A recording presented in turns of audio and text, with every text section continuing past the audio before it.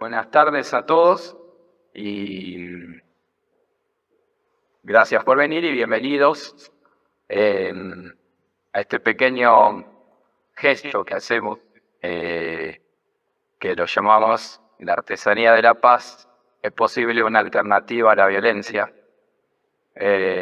Bueno, mi nombre es David Piñaliti y voy a estar guiando un poco la conversación, este diálogo, en busca de algunos elementos que nos ayuden a dar respuestas a la pregunta fundamental que hoy nos convoca. Tenemos tres expositores que nos acompañan para contar su experiencia de compromiso concreto con la realidad que nos rodea y que nos toca vivir. Entonces queremos descubrir juntos si es posible. Si no lo encontramos en hechos, no sabemos si es posible una alternativa transformadora. Y antes de dar paso a nuestros invitados, quería contextualizar brevemente este encuentro. Porque por un lado tenemos el presente, digamos, está estigmatizado por la violencia, evidentemente. El mundo sufre una guerra actualmente con graves consecuencias. Estamos viviendo en el presente y para el futuro. Bueno, la guerra que a muchos les puede parecer lejana, de Rusia y Ucrania, o Argentina, con las divisiones tristes y profundas que tiene. Pareciera que vivimos cada vez más intolerancia respecto a la diferencia, al otro. En general, la única modalidad pareciera estar ante el otro, que a veces parece violento, es la indiferencia, es decir, la negación de la diferencia, la negación del otro. Y concretamente en Rosario, esta mentalidad se enfrenta a una realidad preocupante, marcada por mucha violencia en Rosario y alrededores.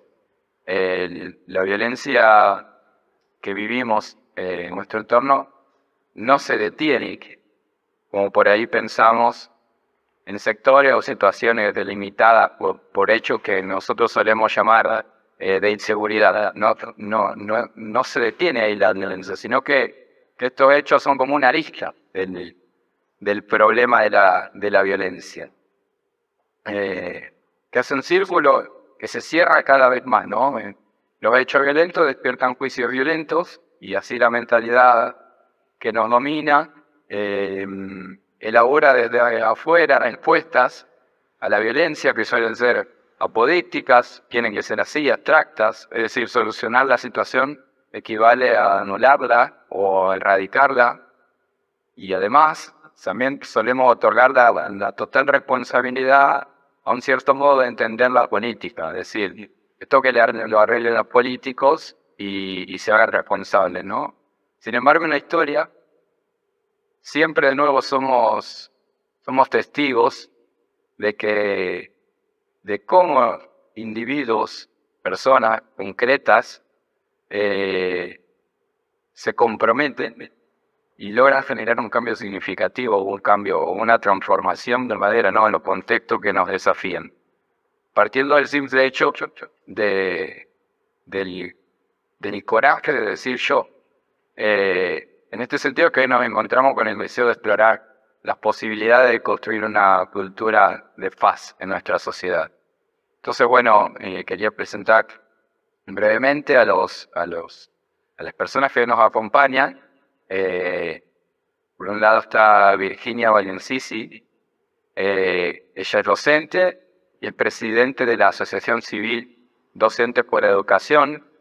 También es autora del proyecto Semana de Concientización sobre el Bullying y del libro De la mano, ¿por qué y cómo construir escuelas para la paz? Annelies Weist, ella es médica, federalista y de familia, y desarrolla sus profesiones en el Centro de Salud Roque Coughling, ubicado en el barrio de Ludueña, en el barrio de Rosario de Ludueña. Y Matías Fenta, que es empresario, socio en una empresa de familia, también fundador de una biblioteca barrial en el barrio España y Hospitales. Bueno, entonces ahora quería que ellos quería pedir que en unos minutos nos compartan un poco la experiencia de cómo abordan a los desafíos estos que venimos nombrando, y también que a partir de esa experiencia nos ayuden a reflexionar sobre alternativas, digamos, a la situación o a la dialéctica de violencia que vivís. Virginia. Bueno, buenas noches a todos, gracias por estar acá, gracias David y Jero por convocarnos. Bueno, yo soy docente, trabajo en diferentes escuelas, tengo 14 años de trayectoria, así que fui pasando, soy docente del nivel secundario, lo que hace que recorramos muchas escuelas en la misma semana y que a lo largo de los años, bueno, fui pasando por escuelas de gestión pública, de gestión privada, escuelas rurales cuando no vivía en Rosario, y uno va viendo la realidad un poco atravesada por esta inseguridad que estamos viviendo en nuestra ciudad, pero también por cuestiones que van pasando en la casa o en lo cotidiano de la vida de ese chico y que traslada en las escuelas. Se evidencia constantemente signos de violencia, a veces relacionadas como decía recién, con la inseguridad de la escuela, pero muchas veces son violencias silenciosas o casi asintomáticas que parecen estar entre ellos y que uno tiene que estar prestando constantemente atención al puntapié que pueden llegar a dar o el mínimo signo para poder abordar. Desde mi lugar, lo que trato de hacer siempre es, generar ese puente de confianza, ese espacio de escucha activa, porque cuanto más se silencia o más se invisibilizan la situación o el momento que los chicos están pasando, esa violencia aumenta y perjudica a todos los implicados, al que está recibiéndola y también al que está ejerciendo de alguna manera, porque obviamente que le está trasladando algún tipo de sufrimiento o pena o enojo que trae. Entonces, mi trabajo ahí es ir poquito a articular entre ellos en la convivencia, fomentar mucho y hacer mucho hincapié en lo que son los valores mínimos y básicos que tienen que aprender y que adquirir, porque la escuela forma integralmente, no solamente yo soy profe de biología, si me tendría que dedicar más que a lo académico, estamos en lo. Pero mi trabajo viene por ahí, de ahí surge también el libro de la mano, es un pequeño librito de orientación docente, porque es difícil a veces abordarlo, no tenemos una herramienta, las herramientas nos forman en el profesorado, en lo académico o en lo psicológico básico, pero no cómo trabajar esto en las aulas. Así que fue mi manera de contribuir un poquito al docente que se quiere involucrar, porque sin involucramiento de los adultos esto no puede avanzar, no tiene manera de llegar o de encontrar un fin o un alto.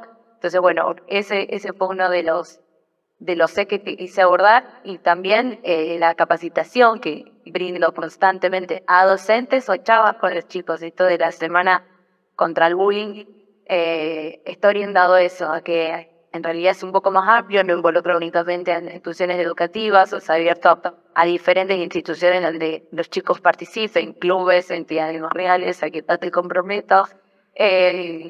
Hay lugares artísticos donde el chico pueda desarrollar y que el adulto pueda de a poquito ir sembrando esa semilla o ir conversando con ellos. Insisto, para mí, cuanto más se visibiliza y más se habla y más espacios de expectativa y de confianza se pueda generar en la escuela o en cualquier entorno donde estemos los adultos, mejor va a ser el entendimiento y el abordaje de la resolución de conflictos de una manera más pacífica y sin tener que llegar a defenderte o atacar al otro con violencia porque no sabes qué hacer con lo que te estás adentro. Una pregunta. Sí.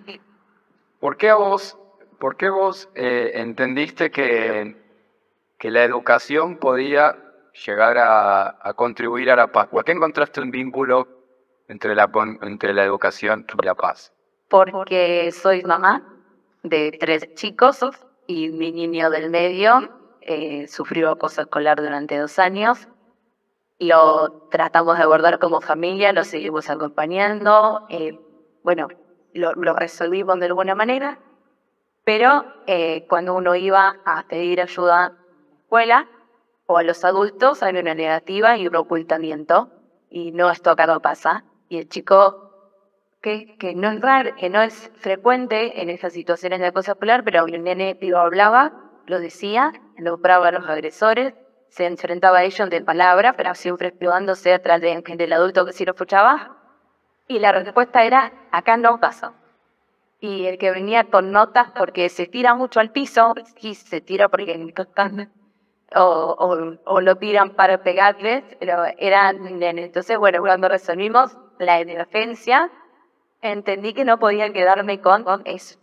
Ya está, solucioné lo mío, no, porque esto pasa y hay padres que no tienen las herramientas y hay docentes que sí quieren hacer cosas, pero no, tampoco tienen las herramientas o desde las autoridades está la limitación, mejor no lo digamos, veamos cómo lo manejamos para que la institución no quede muy expuesta. Entonces, bueno, las herramientas siempre, yo soy educadora y más allá de la biología, se educa dándole al otro recursos. ¿Qué recursos te puedo dar? Como chico, todas estas soluciones o al menos algo, y como adulto, papá o docente, esto que te pueda servir.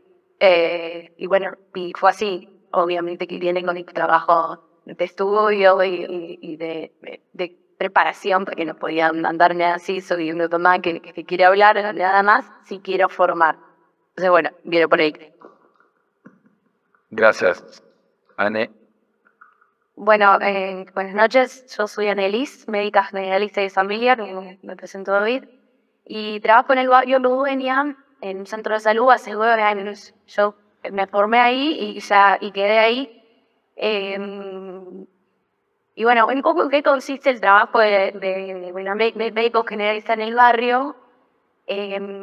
Acompañamos mucho el proceso de salud de una mirada mucho más amplia, donde no es solo un síntoma lo que vamos a tratar de acompañar, resolver, sino también es una persona con una historia, con una familia, con un contexto actual o que trae, ¿no?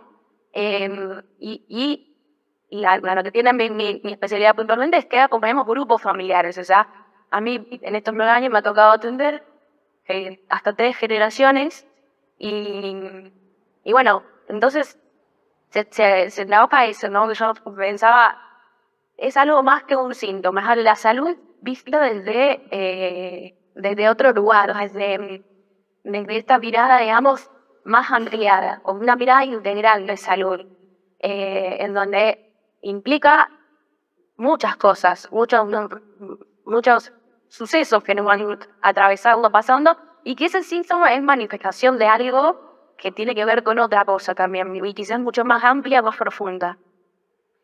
Y bueno, nada, por ahí como cuando pensaba un poco la idea de cómo contarme lo que yo hago, o en qué me focalizo un poco.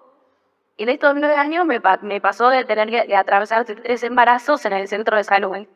Y yo pensaba, ¿cuánto uno puede aportar desde ese lugar? ¿Qué es lo que hace realmente? Y ahí es donde en mí me llamaba a actuar como trabajar desde la empatía.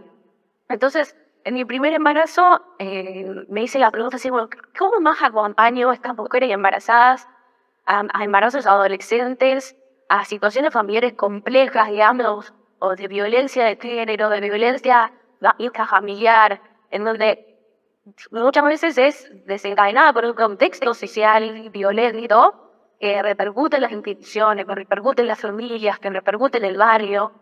Entonces, ¿qué más puedo hacer, digamos, para acompañar a mujeres embarazadas? Que en ese momento, mi primer embarazo en 2017 me atravesaba mucho.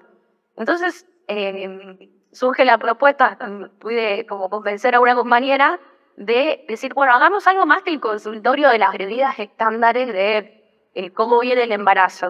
Hicimos un espacio de taller que funciona hasta el día de hoy, un espacio grupal de acompañar esa mirada integral de cómo cuidamos nuestro cuerpo, del reconocimiento del cuerpo de una manera básica, muy básica, que a veces no cree que está, no está.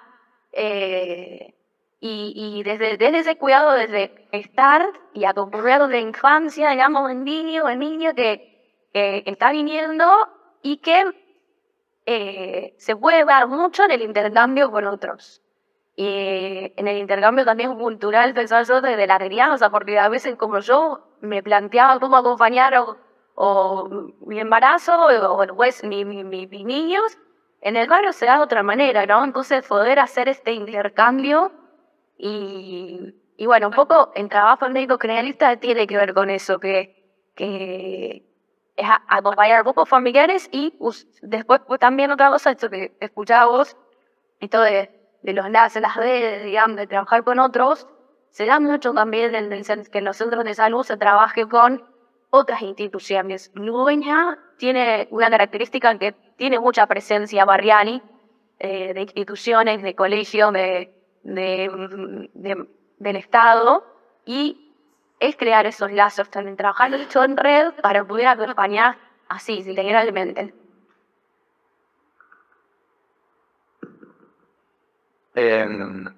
No, esto yo decía, ¿no? Que brota de un deseo de más, esto que expresaste con hagamos algo más. ¿Cómo? Porque el barrio Ludueña no es nada fácil llevar adelante una labor así. ¿Puedes contarnos, digamos, alguna experiencia, por ejemplo, concreta de acompañamiento y cómo esto ayuda, digamos, a mostrar una realidad distinta en un barrio, digamos, en el que uno que lo mira de afuera, uno puede decir acá no hay gestos de esperanza o había contado una vez algo sobre un par ayer el barrio que me llamó la atención. ¿Puedes compartir algo de eso? Bueno, como escuchar, se escucha mucho en los medios la violencia que atraviesa Ludueña, digamos, que realmente es muy fuerte, muy intensa, repercute en el trabajo de uno, en la decisión de uno de decir, bueno, ¿por qué sigo acá? ¿Por qué estoy acá? ¿Por qué sigo yendo? El miedo también empieza a jugar, digamos, no solo de quien acompañás y el paciente que acompañás, el miedo de la familia, sino también de uno. Ya empezaba a jugar como, bueno, ¿hasta dónde tengo que llegar? ¿Por qué sostengo este trabajo acá? Y hace unos meses me venía preguntando esto mucho, y me decía, bueno, ¿cuál es mi límite, digamos? Y me pasó que decía, bueno, necesito como una confirmación, o sin querer después cuando llegó esta experiencia, vivir esta situación, lo tomé como una confirmación, bueno, vale la pena seguir acá, estar acá, estar la presencia en el barrio y puntualmente mi decisión de seguir en el mismo lugar. Hace unos días habíamos puesto el criterio con mi equipo, con el equipo de trabajo, que no íbamos a hacer visitas domiciliarias hasta que no estuviera velada la seguridad de salida, digamos. Porque habitualmente en nuestro trabajo hacemos visitas domiciliarias en situaciones de acompañamiento más en el barrio. Bueno, pues dijimos, no, viene una ola, una ola muy intensa de balaceras que estás atendiendo y decís, che, se arreglan porque se sienten acá en la esquina, en la balacera. Entonces dijimos, bueno, hasta que no esté la seguridad, no salimos. No porque unos días después llega un llamado de hay un impacto en domicilio, la ambulancia no viene, la policía no viene, estamos llamando desde hoy y no llegamos, no tenemos medios para llevarla.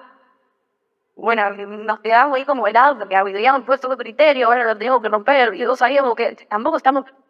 Bueno, habíamos hecho alguna que otro parto, pero no es nuestro cotidiano, digamos. Bueno, agarramos lo que teníamos, nos metimos en medio de la villa, casa muy precaria, piso de tierra, muchas familias dentro de la casa, perritos al lado de la parturienta. Y era como, bueno, ¿qué hacemos? ¿Cómo arrancamos? Bueno, tranquila. Yo le digo, Jorgelina, ¿cómo se llama tu bebé? Sian, dices. Yo soy, digamos, una persona muy creyente y mi decisión también tiene que ver con mi fe, digamos.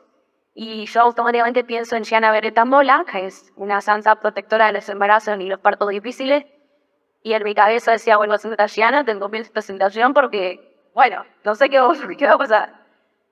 Gianna nace bien, pasa todo bien, se larga a llorar, la mamá lloraba, se lloraba. Liberamos todo ahí un poco de tensión, las bañamos. Y bueno, yo después volvíamos al trabajo, al centro de salud, y pensaba, ¿por qué esta experiencia, no? Y yo decía, claro, venimos atravesando un barrio atravesado por la muerte. Pacientes nuestros que nos habíamos enterado hace poco que atravesados por la muerte, familias con mucho dolor. Y bueno, la vida se hace también igual, en el barrio. Pensaba yo, ¿no? Qué locura. En el barrio también la vida se abre también. Y yo lo tomé como que algo que tengo hacia mí, como decir, bueno, vale la pena seguir y estar poniendo este granito de arena y esforzándose y a veces animarse rápido. Gracias. Matías. Gracias, David. Felicitaciones por la iniciativa. Voy a hablar yo, pero tranquilamente podría hablar acá mi querido amigo Antonio, que está ahí atrás y que vinimos juntos. Antonio tiene 74 años, mi mejor amigo, es un hermano, es un padre, es un abuelo, es muchas cosas en mi vida. Me preguntó, Cristina, ¿hace la familia? Y yo sí, si tuviera, le dije que sí. Aunque no tenga mi apellido, no compartamos la sangre. Y sin embargo, hace un año, un poco más de un año, yo a Antonio no lo conocía. No sabía ni que existía y sin embargo vive a 2 cuadras y media de mi casa. Y eso es un fenómeno habitual en el mundo de hoy. El vecino es un extraño. El que vive al lado de nuestra casa, no sabemos ni cómo se llama. Si conocemos su rostro, no conocemos casi nada de su realidad. Si tiene trabajo, si no tiene trabajo, si el papá está enfermo, cuáles son sus necesidades concretas, cuáles son sus deseos que son comunes a los míos. Y además de que el vecino es un extraño, la vereda está deshabitada. Hoy sin salimos, seguramente no hay nadie en la calle. Acá en Ludueña y en muchos lugares, cuando ya está oscuro, todo adentro. Cuando yo era chico no era así. Cuando yo era chico, en las veredas estaban las reposeras, estaban los vecinos, que sí que compartían ese espacio, porque no era simplemente que cada uno ponía su silla enfrente de su casa, sino que muchas veces iba a la casa del vecino y se juntaban a charlar, a tomar mate, a ponerse el día. Los hijos de uno estaban en la casa del otro, con mucha confianza y con mucha tranquilidad, porque de alguna manera el barrio criaba a los hijos. Hay un proverbio africano que me gusta mucho, que dice, se necesita una aldea entera para criar y educar a un solo niño. Y a mí me trae el recuerdo de mi hermana que me contaba que pasaba muchísimo tiempo en la casa del vecino, de Pedrito y Angelita Cerfosas, que tenía gallinero, tenía montones de cosas, de animales, tenía plantas, que en mi casa no había, en mi casa no había nada de etcétera. Y mientras mi hermana estaba ahí con el vecino jugando y divirtiéndose, mi mamá y mi papá estaban trabajando. Hoy eso es una realidad que es muy difícil que se dé. Y ahí el vecino claramente estaba ayudando a mis padres a educar a mi hermana. Si no tendrían que pagar una niñera, o no sabría cómo hacerlo, como sucede muchas veces en las familias de hoy, que tienen un hijo y está compleja la situación, que tienen, los lleva hasta acá arriba, no, y de casualidad. Y muchos ni siquiera hacen igual a bueno, porque todo adulto quiere criar y educar a un solo niño y eso es imposible. Los niños demandan mucha más atención. Entonces la vida se vuelve muy compleja. Entonces, en esta experiencia de ver que el vecino no lo conozco, que la calle está deshabitada y que eso significa la inseguridad, porque una vereda está llena de gente, ahí difícilmente alguien se va a animar a robar. Sucede más fácilmente cuando ven que no hay nadie y bueno, hay una oportunidad. Yo volví a mi barrio después de muchos años, volví con mucho deseo, con muchas ganas, con mucho amor por construir ese barrio.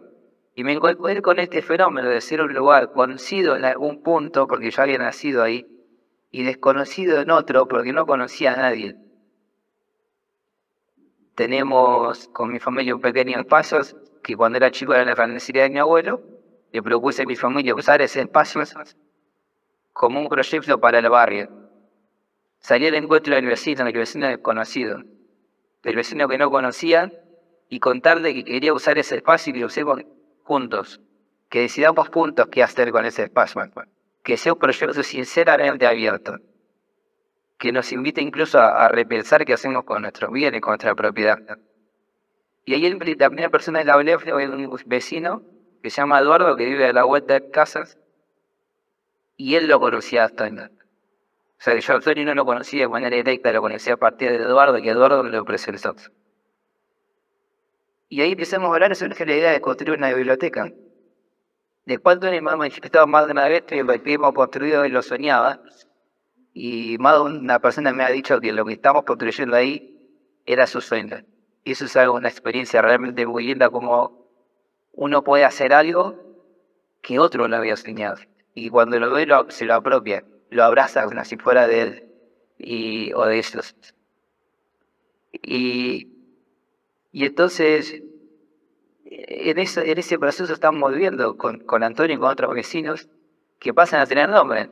Julián, Víctor Hugo, Pablo, Carmela, Amalia, Celina, que hace poco tiempo atrás no los conocía y vivían a la vuelta de mi casa.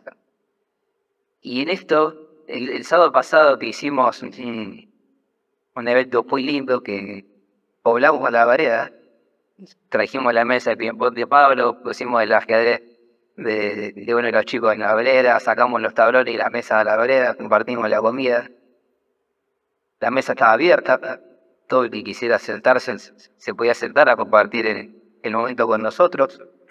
Por supuesto que más de un vecino pasó por ahí, no se sentó, no estoy siendo idealista, utópico, ingenuo, como que todo el mundo acepta esa invitación. No, hay muchos que no la aceptan. Yo invité a un montón de gente y para mí la asistencia fue importante, pero hubo muchísima gente que fue. Incluso algunos de mi propia familia. Mi hermana estaba y pone guantes, pero a veces el otro le cuesta acercarse al vecino. Y si algo que tiene el vecino es que uno no lo elige, uno no elige quién vive enfrente, quién vive al lado. Y por eso salir al encuentro de ese prójimo es un desafío muy grande porque es como es. Y compartimos el espacio común, compartimos la vereda. La calle se inunda cuando llueve, se inunda para todos. No se inunda solamente para mí, se inunda para el de frente, se inunda para el de la vuelta.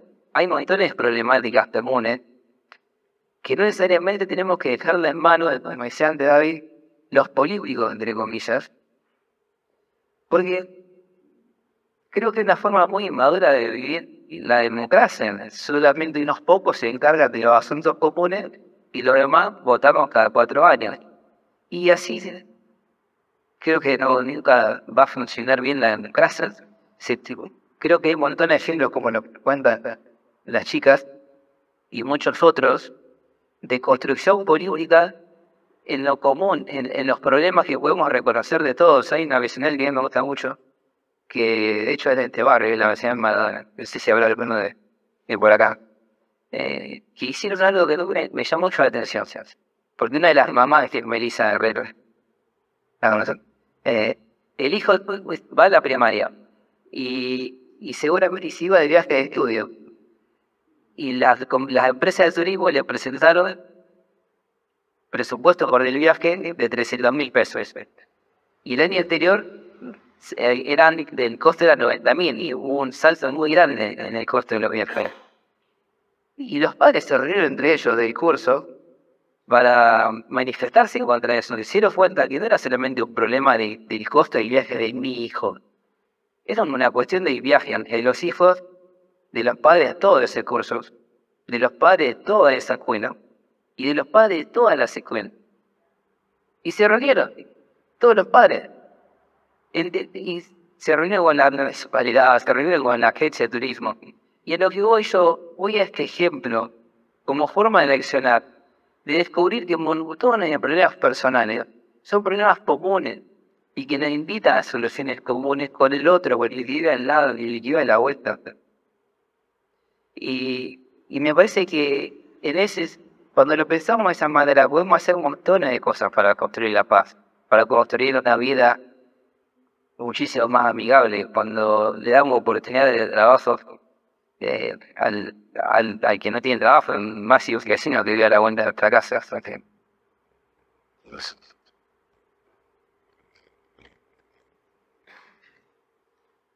Bueno, muchas gracias por esto que contás. Y en lo primero que decías, de lo que uno constata, ¿no? La calle está deshabitada. Me parece que, y después por la experiencia que pusiste delante nuestro, digamos, es como una respuesta adecuada el poder salir al encuentro y el poder hacerse responsable, hacerse cargo, digamos, y tomar parte, porque lo que vos después decías, ¿no? De que la política nosotros no la tomamos, o mejor dicho, el modo en que vemos la política no es tan democrático porque no tomamos las riendas, sino que otorgamos y nos pensamos en nuestro papel dentro del sistema democrático, es el voto cada 4 años. Digo, el constatar la calle deshabitada, es decir, lo común deshabitado, me parece un síntoma importante esto, y de salir al paso de eso, ¿no? Lo común deshabitado, yo diría incluso lo común privatizado, uno privatiza su interés, el bien que busco para mí, para mi familia, ¿no? Y acá tenemos una experiencia concreta, alguien que dice habitemos la calle, alguien que dice hagamos algo más que lo que hacemos en el consultorio. Y alguien que dice, ¿por qué no pensamos, no, en la experiencia que tuve con mi hijo? ¿Por qué no pensamos en abrirla para que otros, digamos, tengan la oportunidad, o mejor dicho, no solo para prevenir, sino para construir algo más, ¿no? Para construir la paz? Digo, me parece que con esto que vos decías, también iluminás un montón lo que vinimos charlando, así que agradezco. Me gustaría que también puedan compartir todas las experiencias que están compartiendo. Seguramente nos llevan a preguntar, y a mí me gustaría que lo hagan explícito, porque no es algo obvio ponerse a hacer ese algo más y ponerse a trabajar por el bien, más allá de lo privado, por el bien del otro, por el bien común. Entonces, y si lo seguimos haciendo es porque vale la pena, ¿no? Entonces, la pregunta, yo se la pongo de nuevo, ¿no? ¿Vale la pena y por qué vale la pena?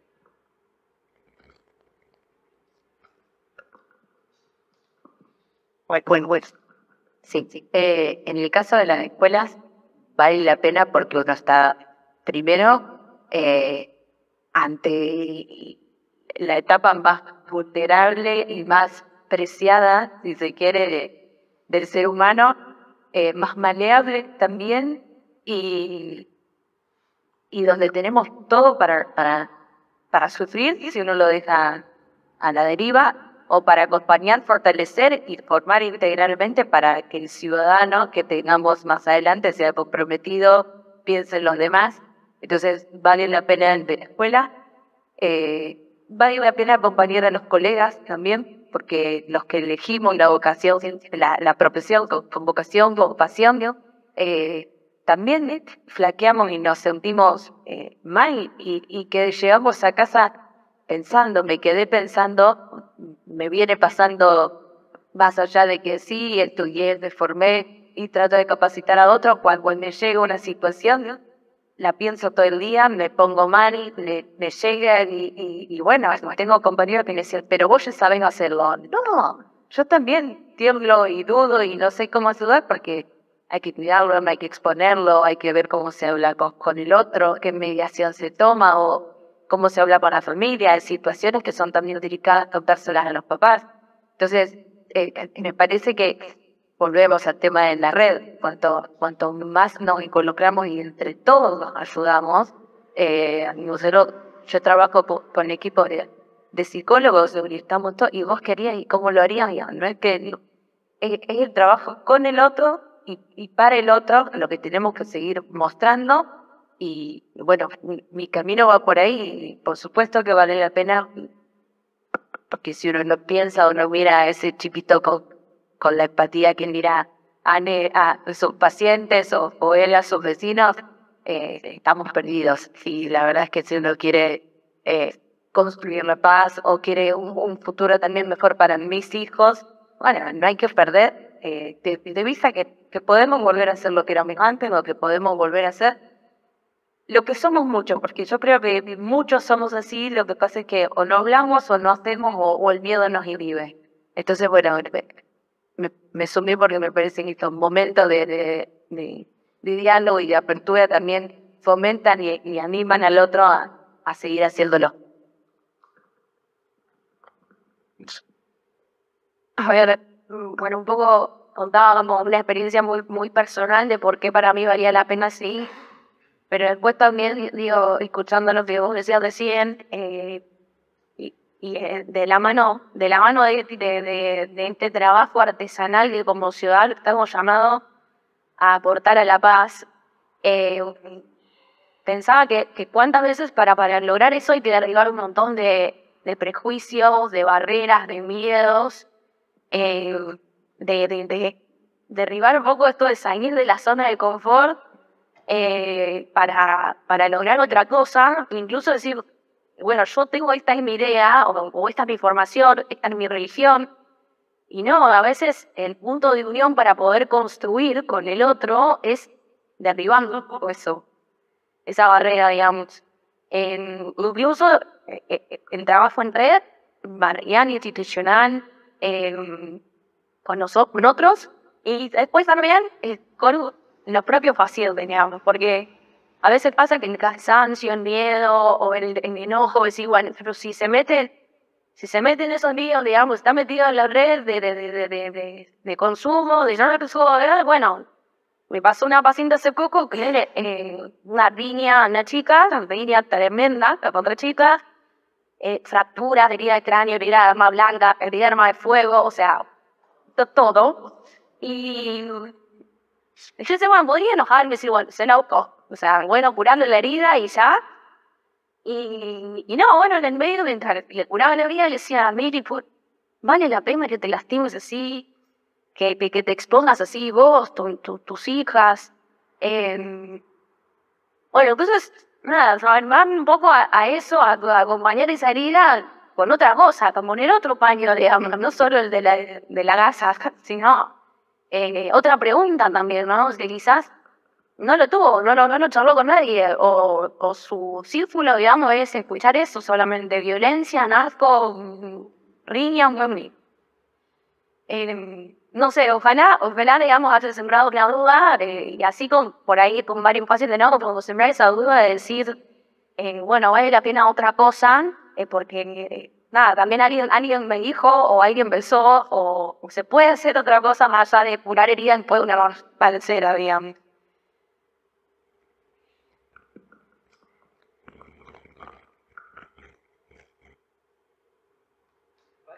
Vale la pena porque la vida se vuelve más bella y más fácil con el otro, cuando el otro forma parte de nuestra vida. Nosotros, el otra vez venía una mamá que yo le veía cara conocida y decían, ¿quién es esta señora? Le veo cara conocida. Y le digo, ¿vos tenés comercio? Sí, tengo almacén. Ah, con razón, yo te vendo galletitas, porque yo vendo galletitas.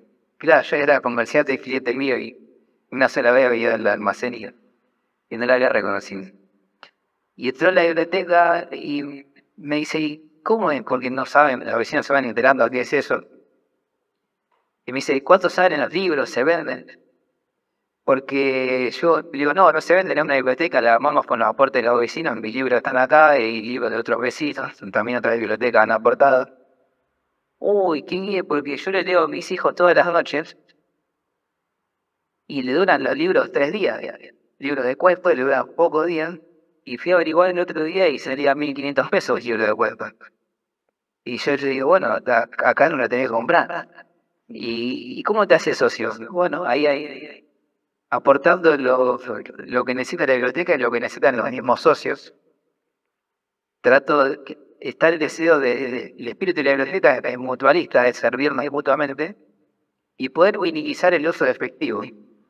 Entonces, hacerte socio implica aportar un libro o aportar un detergente para limpiar en la biblioteca o aportar hilo de yerba o estar dispuesto a tener la biblioteca 1 hora a la semana. Lo cual fuera que la vida se vuelva más barata para todos. También en una biblioteca hay cosas, tenemos una caja de herramientas que poco a poco la vamos construyendo, porque muchas veces cosas que uno le falta. Hace poco un vecino me llamó por teléfono y me dice, che, vos no tenés una llave inglesa. Y no tenía una llave inglesa, me hubiera encantado tener una llave inglesa y le pudiera resolver ese problema. Pero seguramente había un vecino al lado que tenía una llave inglesa. Y yo no sé quién es el vecino al lado que tiene una llave inglesa, pero que si el día de mañana se suma y conoce y pone su llave inglesa en común para que la podamos utilizar en el barrio y que lo gestionemos de manera compartida, entonces todo el barrio va a tener una llave inglesa disponible. Y el vecino que compró la llave inglesa va a tener montones de libros que él no compró, va a tener un martillo que él no compró, bueno, que él no compró, y un montón de otras personas que van a estar dispuestos a servirle, a socorrerle cuando tenga una necesidad. Entonces, en ese sentido, la vida con el otro se vuelve más fácil y más barata. En el mundo donde muchas veces nadie se dedica a la política, porque la respuesta más habitual es, no tengo tiempo. ¿Cuándo me voy a ocupar de todas esas cosas? Que trabajo todo el día, no tengo tiempo, porque la vida es cara, porque quiero resolver todo yo solo. Cuando uno comparte los bienes, cuando uno pone en común el pequeño espacio que tiene, el vecino se contagia, se entusiasma y también pone como... Ahora, Antonio me ha contado, perdón que lo diga, no voy a decir la contraseña, pero me enseñaste cuál es la contraseña de tu taller, cómo abrir y cómo desactivar la alarma. Y yo, si yo te abro la puerta de mi casa a vos y no se lo abro a cualquiera. Te estás en mi casa es tu casa. Yo puse un espacio de 4x5 y me ganó la casa. ¿No? Y las cuotas, la verdad que me dan muy bien. Y también se vuelve más bella. Estamos acostumbrados a que suene el timbre porque alguien va a vender algo o porque les van a pedir algo. Qué lindo cuando tocan el timbre para preguntarte cómo está. A mí una vez me sacó de la cama porque estaba mal, porque estaba desanimado, porque sentía que no avanzaban mis cosas. Y una vez me sacó de la cama. Entonces que el timbre suene porque el vecino te quiere ver, para mí es una cosa increíble. Entonces vuelvo con la vida, pone el otro y punto el otro, que la vida se vuelve más bella y más fácil.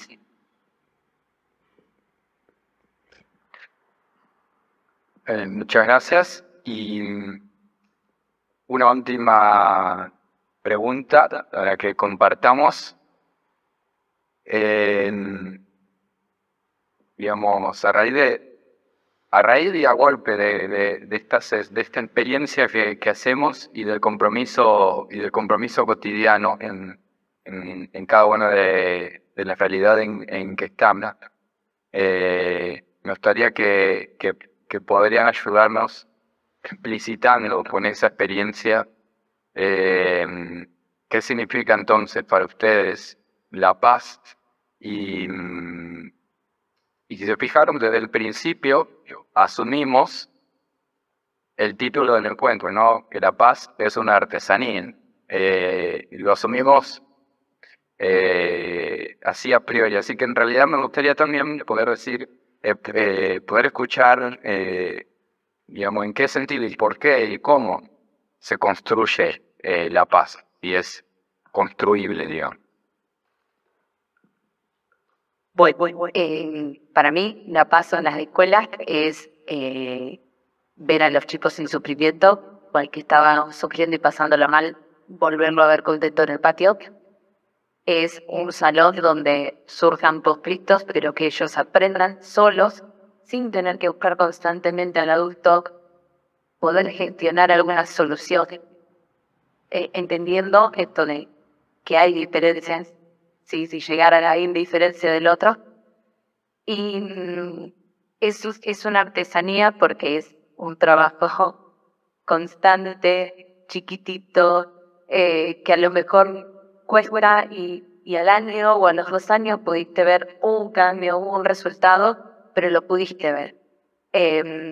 A mí me pasó con uno de los casos que me involucré mucho hace un tiempo. Yo había tenido a los dos hermanos divinos, y tuve el tercero más divino, pero que le estaba pasando algo y que se sentaba primero, y te miraba con los ojos grandes, así divinos, tristes, apagados, y bueno, y era el inquieto del salón, y el que los compañeros todo el tiempo estaban correctos, y salí de acá, y el nene estaba pidiendo a gritos, el adulto que lo mire y que le vea los ojos, a lo que pasaba estaba en los ojos, y los compañeros veían al molesto y el que había que atacar constantemente. Traté de abordar, también hay limitaciones, porque uno es docente y cuando el rol, yo soy facilitadora de la convivencia, pero no de todos los cursos, entonces cuando hay otro docente hay que trasladar la inquietud y no todos lo abordamos o lo vemos de la misma manera o tomamos las mismas decisiones. Y bueno, y ahí estaba en qué hago, hago en involucro bueno, toda una situación. Y digo, llegué tarde porque el nene terminó cambiándose de colegio y no pudimos hacer mucho. Pero cuando a las 2 semanas vuelvo al salón, ¿viste, señor, que ahora está todo más tranquilo porque no está? Y era lo peor que me podía haber hecho. Entonces, bueno, dejé salir todo lo que tenía que salir y le empecé a mostrar que a él, que yo conocía a la familia, pero que a él le estaba pasando algo y que lo que le estaba pasando era esto y esto, y que él actuó así porque necesitaba que sus compañeros estén más cerca y no más lejos. Y luego de un llanto comunitario, evidentemente entendieron, porque a los 3 meses nos fuimos de viaje, y él sabía que el compañero estaba de viaje y hizo una videollamada para que volvamos a estar todos juntos. La profe que intentó escuchar y sus compañeros, y ellos habían construido por fuera de la escuela una hermosa relación, y se siguen viendo, que me convoca. Y digo, bueno, llegué tarde, no tan tarde, y pude ver este poquito que uno va sembrando. Entonces se puede construir corriéndose o mirándolos y entendiendo que atrás de esos ojitos siempre pasa algo, pero hay que apostar y que sea el trabajo de artesano que vale la pena. A ver, ¿qué es la paz? Yo creo que un poco es lo que venimos charlando y también decían mucho esto de lo artesanal, del día a día, yo pienso mucho esto de sacar esos prejuicios, sacar las barreras, sacar los puntos que no compartimos y buscar los puntos de unión, digamos, solo ahí es donde uno se va a animar a poder trabajar con el otro. Y ya en ese punto de unión, en el diálogo, por más de que después surja algo concreto o no, algo más explícito, ya es trabajar por la paz, digamos. A mí me paso por ahí con que tengo algunos puntos que difiero en modalidad de trabajo o digamos, en alguna ideología. Y no por eso no puedo trabajar con compañeros que piensan otros temas, digamos, de cómo acompañar un embarazo no deseado, de cómo acompañar, digamos, en una situación de una vulnerabilidad familiar, y porque podemos tratar de trabajar juntos en común y buscar nuestros puntos de unión para acompañar esa situación. Después, digamos, surgen resultados que uno no se esperaba, que realmente son superadores. Y ahí en ese pequeño trabajo artesanal, y de animarse, de escuchar al otro, de empatizar mucho por él, porque a veces no vas a trabajar de la misma manera con un compañero o un mismo, o un más simple, y decís, bueno, pero ¿cómo puede ser que siempre lo mismo, siempre la misma situación, la misma violencia, o el mismo síntoma, o no sé, pienso en pacientes diabéticos, y bueno, pero no tome más gaseosa, o sea, y si no, no vamos a corregir nunca esto, bueno. Entonces, ¿cómo ponerse por ahí en el lugar del otro y que por qué actúa como actúa? ¿Qué es lo que quiere, digamos, por ahí sentir, curar, digamos, sanar? Y a veces es esto, animarse a escuchar desde otro lado y entender lo que le pasa al otro o lo que decide el otro por su historia también.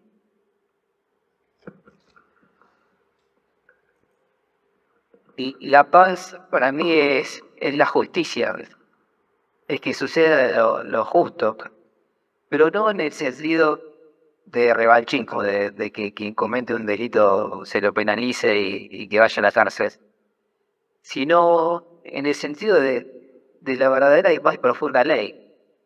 Dios nos manda leyes bastante particulares, porque las leyes de los legisladores te dicen, bueno, no puede hacer esto, no puede hacer lo otro, pagate el impuesto. Dios nos dice que amén. Ama a tu prójimo como a ti mismo, es una ley bastante particular. Y que incluso acá voy a citar a mi querido y admirado Roberto Benigni, que dice, cuando damos vuelta a la expresión ama a tu prójimo como a ti mismo, nos está diciendo que no solamente que amemos al otro, sino que tenemos el derecho de ser amados.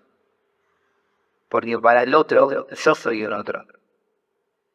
Y en eso lo podemos hacer. Podemos amar al otro. Podemos intentarlo, podemos dejarnos amar por él. Podemos darle lugar a nuestra vida, podemos hacer que la vida de él sea mi vida y que mi vida ahora a la de él. Y que entonces el mundo sea uno solo y que no sea un mundo fragmentado por cada una de las individualidades.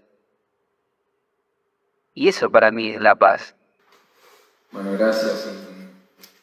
Yo creo que hoy nos vamos con respuestas concretas a la pregunta que nos hacíamos al inicio, ¿no? Si es posible una alternativa a la violencia.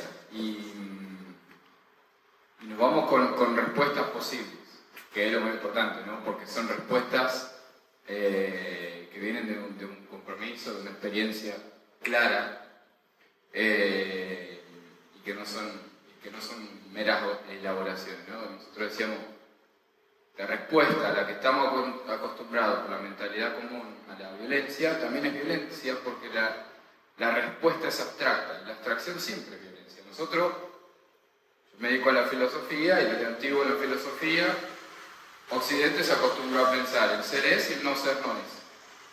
Si no hay terceras posibilidades, y nosotros pensamos así. Esto va y lo que es contrario a esto no existe. No puede, dos cosas opuestas o contradictorias no pueden coexistir. Y acá hoy escuchamos y vimos que es posible. Pues nosotros esto lo trasladamos a la vida, ¿no? Aunque no parezca, a la vida diaria, a la política. Y en un momento nos damos cuenta que el de al lado es un extraño, que el vecino es un extraño. Entonces hoy podemos decir que también hay otra respuesta más tangible, porque es la respuesta que viene del compromiso con lo real, lo contrario precisamente a este compromiso difuso, no político, sino que una política auténtica. Hagamos algo más por el otro, ¿no? Y no sé, quería subrayar estas cosas simplemente. Digamos que brotan el deseo y el reconocimiento del otro, como por ahí Virginia decía, no, brota un deseo, y Matías decía del reconocimiento de la pregunta de cuáles son los deseos del otro, que finalmente son iguales a los míos, ¿no? Y en definitiva el otro que sigue siendo otro, como bien decían, ¿no? Porque se puede trabajar con el otro en la diferencia y por el otro también en esta diferencia. Y sin embargo tiene un deseo igual al mío, ¿no? Me parece que, digo, estas cosas que hoy nos dijimos y que se hacen carne, ¿no? Hay una frase que la escuché, me gustó respecto a esto de la paz, que se le atribuye a Gandhi. Yo no lo seguí mucho, pero hay una frase muy buena que dice, no hay caminos para la paz es el camino. La paz no es el resultado del esfuerzo, sino que es el trabajo, ¿no? Y por eso también esto de la artesanía. Y por lo tanto, como bien decían todos, y también con esto que decía Ania al final, ¿no? Que en la diferencia se puede trabajar y que la vida es bella, ¿no? En reconocimiento del otro, ¿no? La paz, de hecho, solo es posible si al otro lo reconozco. Si todo fuese igual, como acá esto lo testimoniaron todos, si el otro fuese idéntico a mí, no necesito paz con el otro. Es decir, no es posible la paz solamente es posible con el otro, ¿no? Esto me hace pensar, ¿no? en un filósofo que me cae muy simpático que es Levinas, que dice que ayuda a pensar a la paz como agón, es decir, como tensión. Ahí viene la palabra agonía, que es como lucha. La paz solamente es posible en tensión, si no, es o aniquilación o identidad, como la paz romana. Hay paz porque desaparece el cuerpo, ¿no? Entonces desaparece lo diferente, la indiferencia, ¿no? Entonces, la paz solamente es posible, ¿no? Cuando hay un reconocimiento del otro. Y hoy creo que lo vemos así, se nos hace claro, y que por eso la paz es una artesanía. Bueno, nos vamos con el deseo de que esta experiencia también nos muevan a nosotros a nuevas preguntas sobre la paz y a compartir y contagiar esto, ¿no? Como todos decían, porque solamente asumiendo lo que tengo adelante, porque como compartieron muchos de ustedes, solamente asumiendo lo que tengo adelante y siendo valiente, como también dijeron ustedes, ¿no? Teniendo la valentía de derribar los miedos y prejuicios, y decir yo delante de la realidad que me toca. Así que muchas gracias a ustedes y muchas gracias también